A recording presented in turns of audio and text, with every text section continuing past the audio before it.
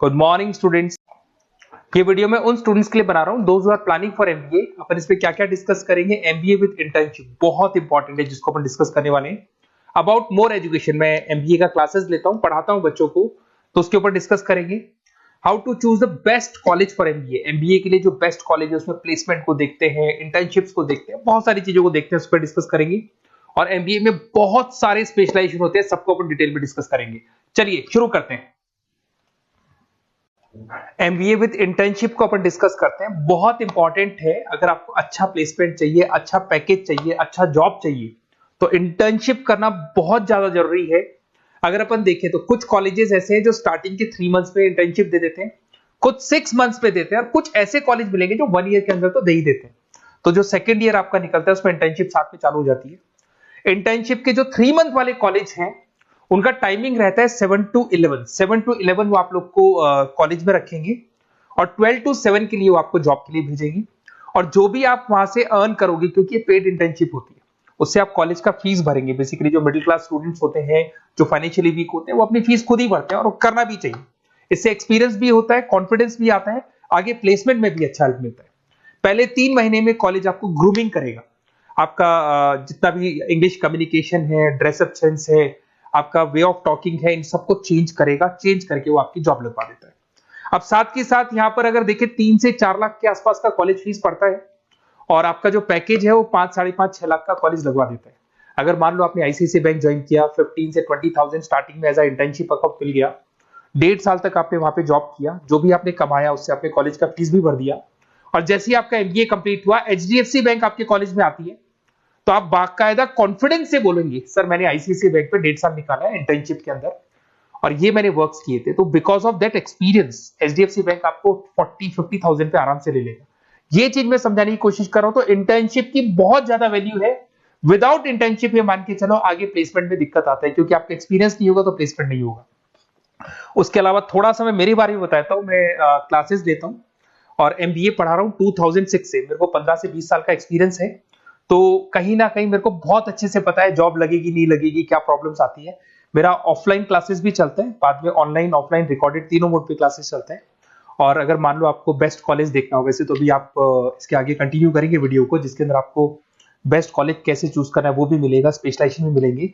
पर अगर फिर भी आपको बेस्ट कॉलेज चूज करना है तो ये मेरा नंबर है, इस पर आप कॉल कर सकते हैं। और 90% चांस पे अगर मैं बिजी हूँ तो आप मेरे को व्हाट्सअप डाल दो, मैं आपको जैसे ही फ्री होता हूँ मैं आपको कॉल कर लूंगा। उसमें आपका नेम, नंबर, सिटी, कहाँ से बिलोंग करते हो, कौन सा कोर्स करना है, और एमबीए आपको कहाँ से करना है, ये सारी चीज डाल देंगे तो मैं आपसे बात कर लूंगा।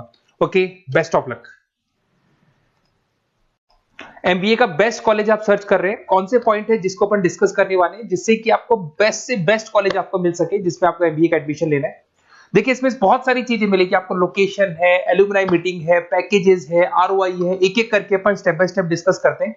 सबसे पहले आपका आता है प्लेसमेंट रिकॉर्ड। सबसे इंपॉर्टेंट ये है, आप एमबीए कर रहे हैं, ये आपका लास्ट स्टडीज है। इसके बाद बच्चा क्या करता है, कहीं ना कहीं प्लेस होता है, तो वो अपना जॉब को सिक्योर करने के लिए ऐसा कॉलेज ढूंढेगा जहां पे 100% प्लेसमेंट उसको मिले।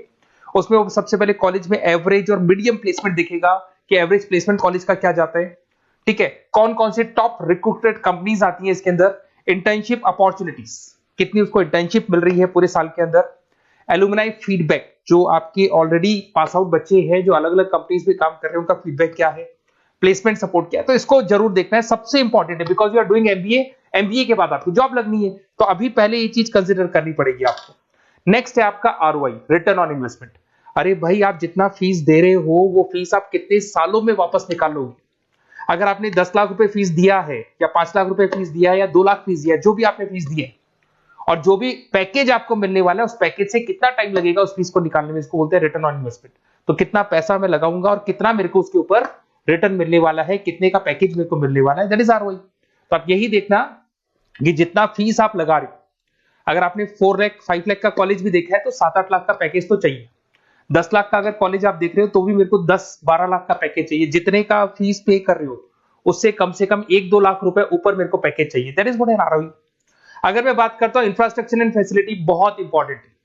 आपका जो कॉलेज है उसका इंफ्रास्ट्रक्चर क्या है, उसकी फैसिलिटीज क्या है, क्या सारी चीजें सपोर्ट करता है कि नहीं करता। अगर ये सारी चीजें नहीं है कॉलेज के अंदर और अगर इंफ्रास्ट्रक्चर अच्छा नहीं है तो कॉलेज का पैकेज लगना भी बड़ा मुश्किल है, क्योंकि जब तक आपको फैसिलिटी नहीं मिलेगी तो आप पढ़ाई कहां से करेंगे। उसके बाद में आता है आपका लोकेशन। कॉलेज सेंट्रलाइज लोकेटेड होना चाहिए सिटी के अंदर।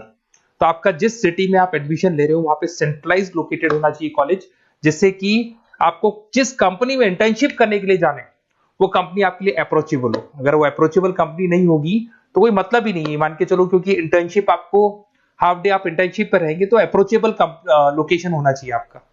उसके बाद आता है एलुमनाई नेटवर्क। ये कॉलेज आज से नहीं चल रहा है, 10 साल 15 साल से कॉलेज चल रहा है। तो 15 सालों में जितने बच्चों को उन्होंने प्लेस किया है वो एक बड़ा नेटवर्क बन जाता है।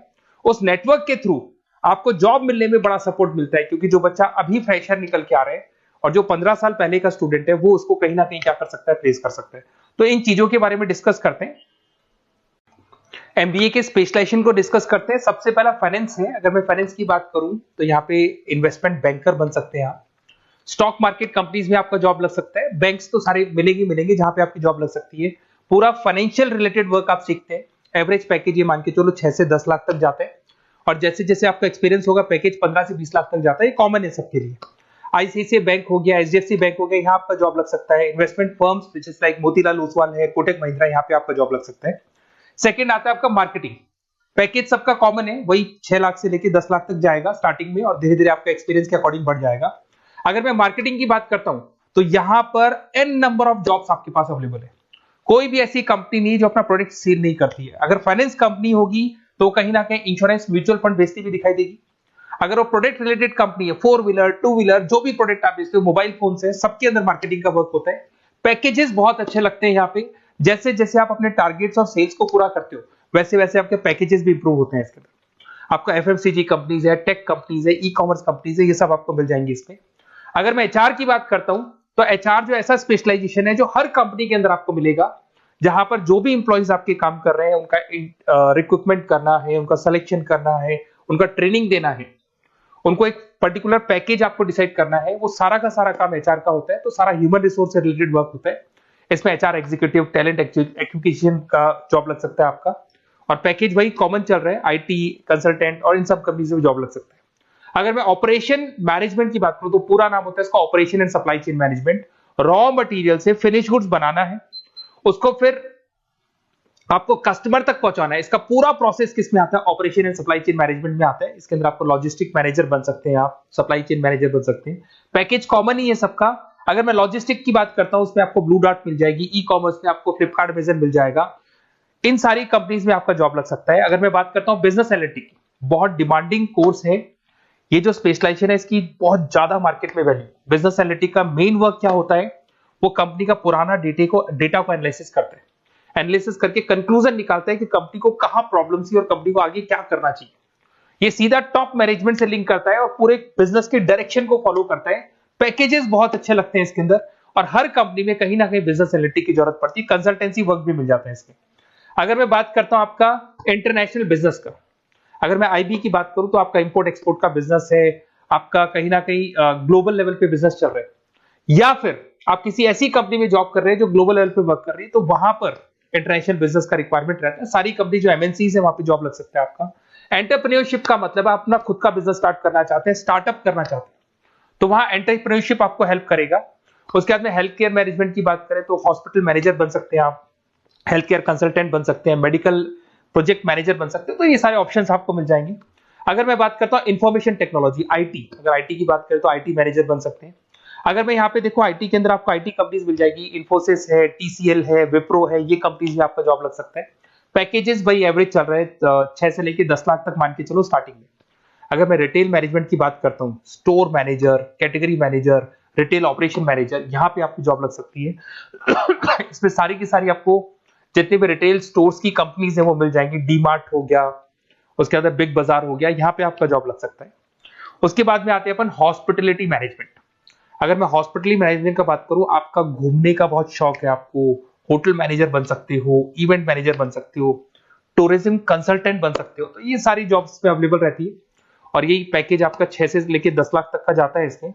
इसके अंदर हॉस्पिटल के अंदर आपको हॉस्पिटलिटी मैनेजमेंट में ताज होटल, ओबराई में जॉब लग सकता है। ट्रेवलर्स के अंदर आपका थॉमस कुक के अंदर आपकी जॉब लग सकती है। इवेंट मैनेजर के अंदर आपकी जॉब लग सकती है। तो बहुत सारे ऑप्शंस आपको यहाँ पे अवेलेबल होंगे। उसके बाद में लास्ट है आपका रूरल मैनेजमेंट। बहुत से लोग हैं, जैसे एक कॉलेज है IARM करके मिलेगा, इंस्टीट्यूट ऑफ रूरल मैनेजमेंट।